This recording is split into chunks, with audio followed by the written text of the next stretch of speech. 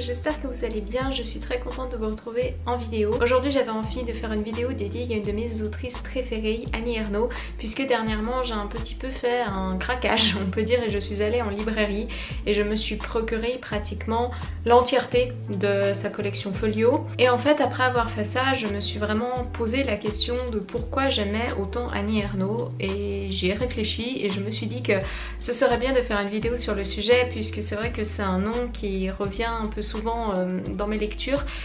C'est également une autrice qui plaît à beaucoup de personnes qui suivent ma chaîne, mais aussi beaucoup de personnes qui ont des affinités démographiques, c'est-à-dire qu'Ernaux plaît beaucoup à des femmes plus ou moins de mon âge également. Et j'avais vraiment envie de me donner quelques pistes de réflexion à travers cette vidéo, de parler de pourquoi finalement j'aime l'œuvre d'Annie Ernaux, pourquoi je me retrouve beaucoup dans l'œuvre d'Annie Ernaux, pourquoi finalement je me tourne très fréquemment vers ses œuvres, même entre deux lectures, et pourquoi après l'avoir découverte il y a à peu près 2 ans, j'ai continué à la lire de manière assez fréquente. Donc ma première introduction à Annie Ernaux, ma première lecture d'Annie Ernaux en 2019, ce fut Les Années. Dans Les Années, Annie Ernaux va parler de ses rapports à l'histoire collective et à sa vie personnelle. On va donc suivre l'évolution de la France contemporaine de l'après-guerre jusqu'à aujourd'hui. Et ce qui m'avait beaucoup plu dans ce livre, et qui est un peu une constante chez Annie Ernaux, c'est qu'elle va beaucoup réfléchir sur le lien entre le collectif et le personnel. Et c'est des œuvres qui ont un apport, tout particulièrement dans les œuvres où elle choisit de parler de classe sociale. Et les œuvres d'Annie Ernaux peuvent un petit peu être divisées en deux. Celle où elle parle de sa vie sentimentale et celle où elle parle de classe sociale. Et dans cette dernière catégorie, elle va apporter beaucoup de réflexions sur la barrière invisible finalement entre les individus et le collectif, entre l'histoire collective, l'histoire qui appartient à tout le monde, et la vie personnelle d'une personne.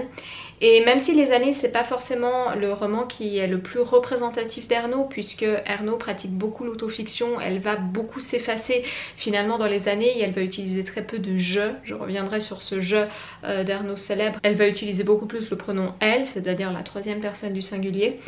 Ce qui m'avait vraiment frappée dans cette œuvre, c'est que je m'étais immédiatement sentie extrêmement proche d'Ernaux, l'Ernaux comme elle se construit bien évidemment dans sa fiction, puisque je ne la connais malheureusement pas personnellement. Mais j'avais vraiment l'impression que c'était un dialogue très intime, très intergénérationnel, très personnel, et j'avais vraiment été happée par Les Années, ce qui fait que j'ai depuis continué à lire Annie Ernaux. Alors comme je l'ai dit précédemment, dans Les Années, Annie Ernaux, elle va utiliser la troisième personne du singulier. Ce n'est pas forcément quelque chose de très habituel chez elle. Elle a pas mal d'œuvres où elle va parler à la première personne, c'est-à-dire qu'elle va utiliser le je. Et ce fameux je, Annie Ernaux le qualifie de je transpersonnel, c'est-à-dire que c'est un je qui ne va pas seulement chercher à la représenter elle en tant qu'Annie Ernaux, en tant que sujet de ses œuvres, mais qui va avoir un objectif narratif plus large. Et ce jeu transpersonnel va justement essayer d'aller au-delà du personnage qu'il représente pour parler à une audience beaucoup plus large, l'audience notamment qui lit ses livres. Et finalement, même si on a plus ou moins de choses en commun avec Annie Ernaux qui est quand même née en 1940, donc à une époque différente, une grande partie des thématiques qui sont abordées dans ses œuvres sont des thématiques extrêmement modernes, puisque Annie Ernaux va beaucoup parler d'identité féminine, elle va également beaucoup parler de classe sociale. Si on prend par exemple La femme gelée, c'est tout un livre avec énormément de références au deuxième siècle de Simone de Beauvoir par ailleurs, où elle va réfléchir sur la condition de femme, la condition de mère, la condition d'épouse, la condition de femme au foyer. Donc elle va partir de son expérience certes personnelle, mais l'élargir et faire en sorte que ça résonne de manière beaucoup plus forte, de manière beaucoup plus ample. Et c'est réellement quelque chose qui me plaît beaucoup chez Annie Ernaux, c'est ce rapport au personnel qui est entièrement connecté au collectif. Et finalement on ne lit pas Annie Ernaux parce qu'on s'intéresse forcément à la vie personnelle d'Annie Ernaux, aux détails de sa vie, même si on peut avoir l'impression de très bien la connaître après l'avoir lue. On lit Annie Ernaux parce que ça permet vraiment d'avoir ce dialogue avec une femme qui a vécu certaines choses en tant que femme, qui a vécu certaines choses en tant que ce qu'elle appelle transfuge de classe, donc personne qui a changé de classe sociale. Je vous rappelle que transfuge de classe, ça peut être du haut vers le bas ou du bas vers le haut. Dans le cas d'Annie Ernaux, ça a été du bas vers le haut. Et lorsque je vois des personnes me parler de leur amour d'Annie Ernaux, c'est vrai que pour beaucoup, notamment de lectrices, Annie Ernaux, il y a vraiment un côté rassurant, il y a vraiment un côté réconfortant et je pense que c'est cette ouverture du dialogue, ce sentiment que ce que l'on vit, cela ne nous appartient pas que à nous, mais cela rejoint toujours un domaine d'expérience beaucoup plus large.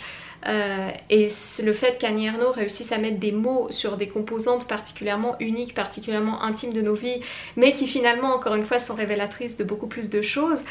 c'est ce qui fait pour moi tout le charme d'Annie Ernaux, notamment lorsqu'elle parle de son expérience féminine. Pour l'expérience de la classe sociale, son roman le plus représentatif c'est La Place. Alors moi La Place, je vous avoue que ce n'est pas mon roman préféré d'Annie Ernaux. Elle va dans La Place notamment parler de son père et de l'écart social qui s'est construit au fil des années entre elle et son père. Mais même si j'ai moins accroché pour le style parce que c'est un style volontairement simplifié, c'est un style volontairement épuré, j'ai finalement assez facilement compris les démarches narratives, les démarches stylistiques derrière ces choix de narration. Même La Place, qui n'est pas particulièrement un roman avec lequel j'ai accroché, j'ai trouvé des choses très intéressantes, j'ai trouvé des choses très pertinentes et je pense que c'est révélateur du pouvoir qu'a Annie Ernaux en tant qu'autrice, c'est-à-dire de nous mener à des réflexions qui vont au-delà de la littérature elle-même et d'aller vers des questionnements sur la vie, sur la famille, sur la classe sociale, sur la construction de l'expérience féminine. Lire Annie Ernaux, c'est finalement lire aussi un petit peu Pierre Bourdieu ou s'initier à la sociologie car c'est des éléments qui sont très présents dans son œuvre.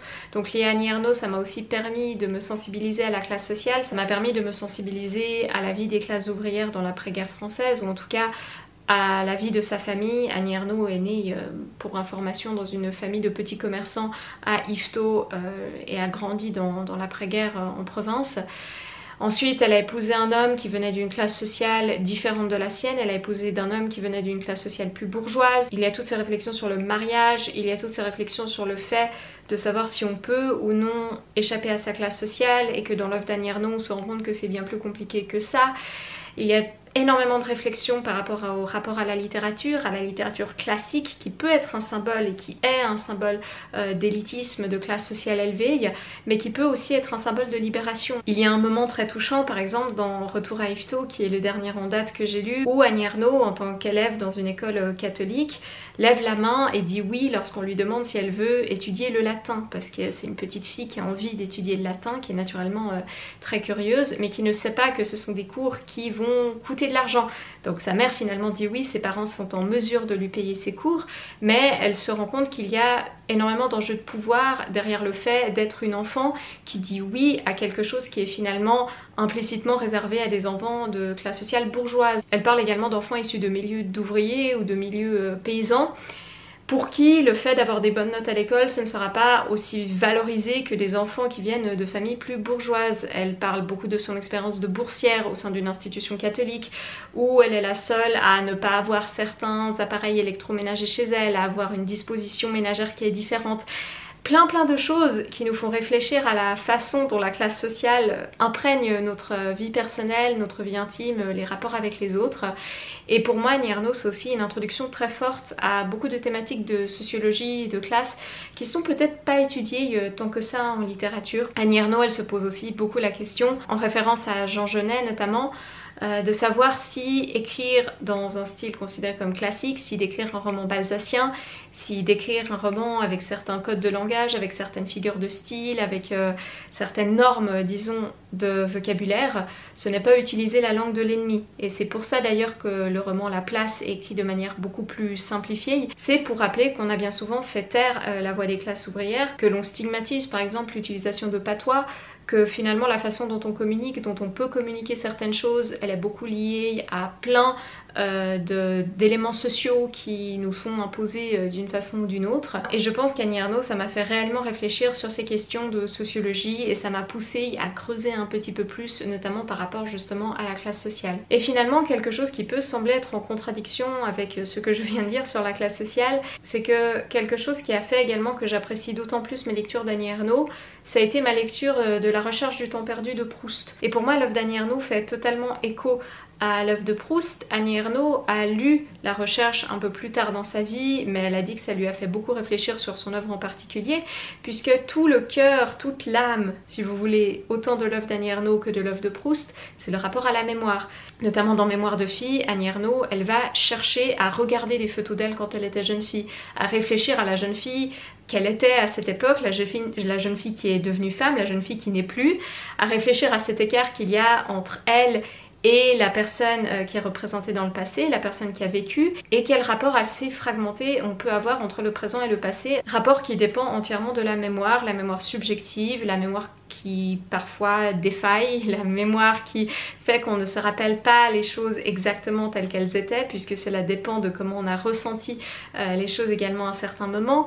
Et tout ça, pour moi, c'est une vision extrêmement proustienne de la littérature, de la construction de soi. Pour moi, La Recherche du temps perdu, c'est exactement ça. Le cœur de la recherche, c'est Proust qui pratique également l'autofiction, qui cherche en quelque sorte à échapper à la mort, à échapper à la vieillesse, parce qu'il est paniqué, parce qu'il a peur